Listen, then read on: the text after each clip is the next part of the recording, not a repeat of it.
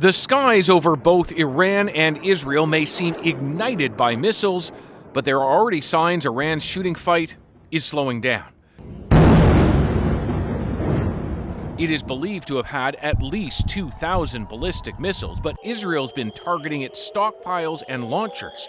So, by Sunday, day 3 of the conflict, Iran was already firing fewer at Israel. While Tehran has the largest number of ballistic missiles in the Middle East, it must still conserve. And some of what it's firing is landing. Israel's much vaunted Iron Dome system, highly effective against the slower and smaller rockets of Hamas and Hezbollah, is of limited use against Iran's ballistic missiles, which shoot more than 1,000 kilometers up before dropping to their target at supersonic speed or faster. Instead, Israel uses its Arrow system, designed with the Americans to intercept missiles outside the atmosphere. It's more than 90% effective, but each shoot-down can cost $2 million, and those interceptors are also in limited supply.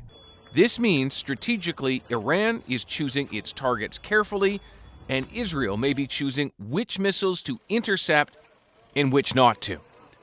Israel says it wants to stop Iran from getting a nuclear weapon. Now, to do that, it's been striking here, the above-ground fuel enrichment facility at Natanz. But fully destroying the one below ground is much harder.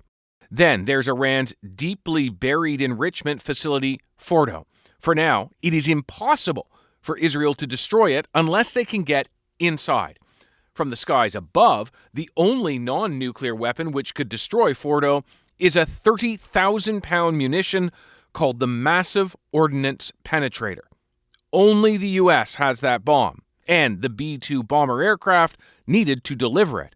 So far, the Americans say they don't want to be involved in any bombing runs inside Iran. Iran, though, says it's moving the nuclear fuel there out.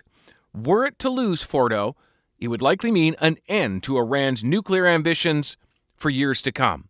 Meanwhile, Iran appears to have lost control over some of its own skies. Israel has destroyed the anti-aircraft defenses inside Iran and has been flying its own fighter planes in without getting shot down. This is what's called air superiority.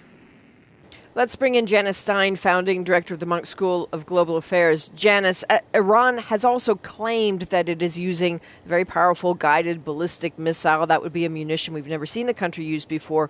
What do you make of those claims?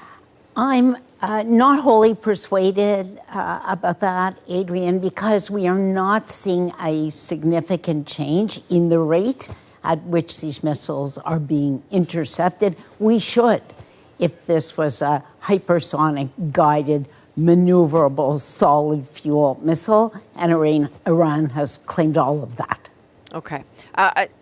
Interestingly, so we were watching Israel targeting Iran's nuclear projects.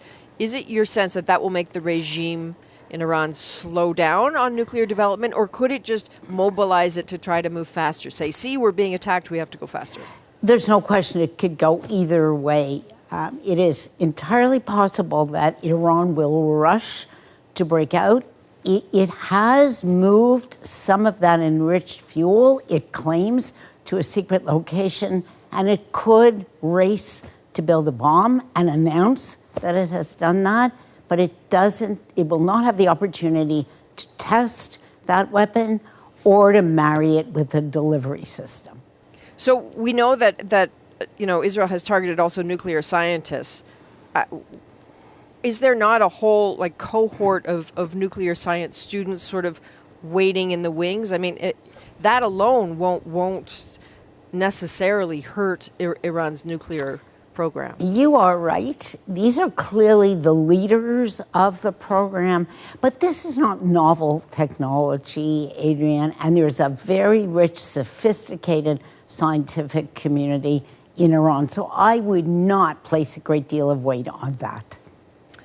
I guess what we know about wars is that they're really easy to start, less so, how they end, how you even know in a way that they're over. So I'm curious, for Israel, what on earth is success or end game here?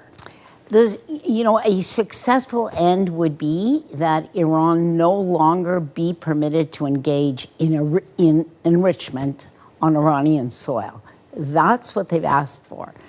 The Ayatollah Khamenei has dug in repeatedly and said that Iran has that right under the Nuclear Non-Proliferation Treaty, and he will not concede. That's the standoff that we're facing, and it is up to the mediators now to craft a solution that lets both of them off the hook. Yeah, some dangerous days ahead. All right, Janice Stein, as always, thank you. So welcome.